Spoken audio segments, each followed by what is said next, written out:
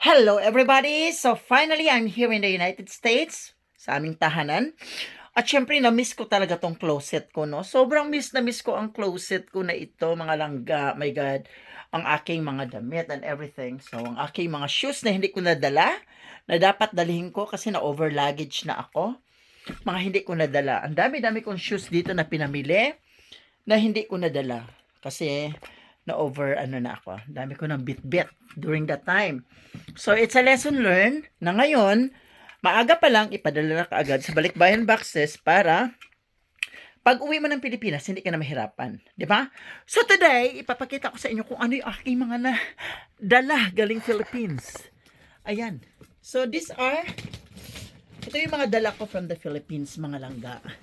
So, I just wanna share it to you. Isang luggage lang ang dinala ko para hindi ako hirap, no? Para hindi na ako kukuha-kuha ng mga tutulong-tulong sa akin, magtulak-tulak and everything.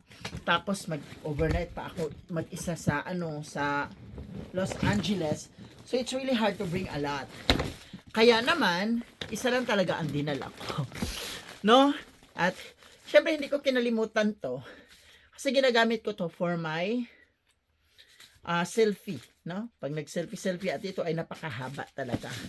And so let's go ahead and check everything what we have. So ito mga bigay sa akin to, no? This was given to me by Hawa Kimera from Mindanao. Thank you Hawa Kimera once again sa yung regalo sa akin. I really love it. And this is from Mang Juan from Davao City. No, thank you so much. I will gonna bring this when I go travel. And I bring some of my Makulay na Buhay USA t-shirt with my name on it. May pangalan to, no? May pangalan to sa side na Angela. And so, regalo sa akin, Rose Libre Caparas. No, ito, gagamitin ko to pag winter. No? Magagamit ko yan. Sa mama ni Chrislyn Ginaule, I have it all here. Ayan. No? Ang dami kong mga dala. And yung aking mga dumi. No? Mga duming damit.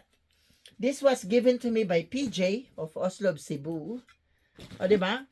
And this one, these are all clean. Actually, these are gift to me. Mga regalo sa akin. At yung mga swimsuit na hindi ko nagamit, I bring it back kasi nga magbabakasyon kami sa Cancun, Mexico ng October. So, I will gonna wear it again. I will gonna wear it there. Yeah, these are the swimsuits. No? These are actually double purpose. Pwede siyang swimsuit, pwede siya pang casual. All you have to do is just to wear the pants or anything na pwede mo siyang isuot, no? So ngayon hindi ako masyadong nagdala ng maraming tuyo kasi ang dami ko pang tuyo. 'Di ba? So masyadong mabigat. So I just don't like it talaga kasi mahirap magdala ng bulad na napakarami. And I have my pang doble sa swimsuit. Ito mga bago to. And I have something here for Roberto. Bigay sa akin din to, no? And this was given to me by Gasgonia. Thank you so much. And ito mga to, I have mga sabon. Kaguyaki sabon from namin sa Suman. Galing pang Southern Leyte yan. Diba? Yung aking set na ano. At ito rin yung dala kong tuyo. No? Very, very simple. Napakaliit lang dala kong tuyo. Kasi nga, mayroon pa naman ako. And also, yung mga gusto kong isuot na nangamoy tuyo na.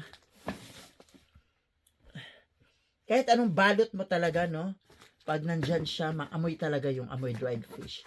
But anyway, it's fine, no? And then, ito yung aking mga Pampa Beauty. Diba? Ayan. So, ito amoy tuyo na rin siya. I need to wash that. Ayan, amoy dried fish na siya.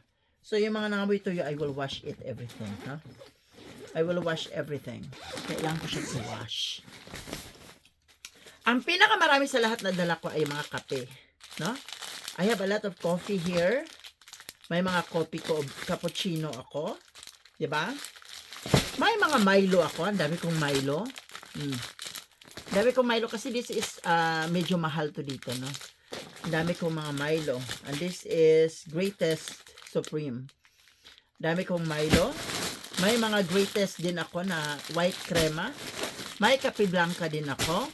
May coffee ko ako. 'Di ba? And another cappuccino. Ayan.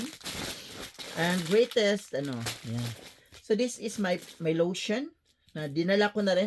Kasi mga nabili ko na to, hindi ko naman siya gagamitin na. So, sayang naman iwanan ko sa Pilipinas, 'di ba? So, I just bring it home. And also, yung aking mga favorite perfume. So, nung namili ako ng regalo ko sa aking, nung namili ako, I bought some of my perfumes as well. So, ito yung gamit ko ng aficionado lang ako. Mahilig kasi ako talaga sa aficionado. As a matter of fact, marami pa akong stock dito. Nagdagdag lang ako for my aficionado collection. And also, bumili rin ako ng bench na Oh My George. Yan. So, yeah, itry ko rin yung bench na perfume, no? Kasi mura lang doon sa Pilipinas. Mga mura lang siya. It's only like 398 pesos. Diba? Wala pang 1,000. So, ito mga regalo sa akin to, no? I will gonna wear that one. Also, this one. Mga gifts sa akin. Yung iba dito, actually, padala to, no? Yan, mga padala to. May mga chinilas na padala and everything. Yan, mga padala to sa akin. So, I will gonna send this one pag nag-go signal na siya na send na. I will gonna send this to her. Ayan. So, ayan yung mga padala sa kanya. And these are all my soap. Ayan. So, Emaning Arayata. Ginanito ko siya kasi I check everything before I put it in. Alam nyo na, kailangan legally i-check mo. Yung mga accessories was actually in the other side.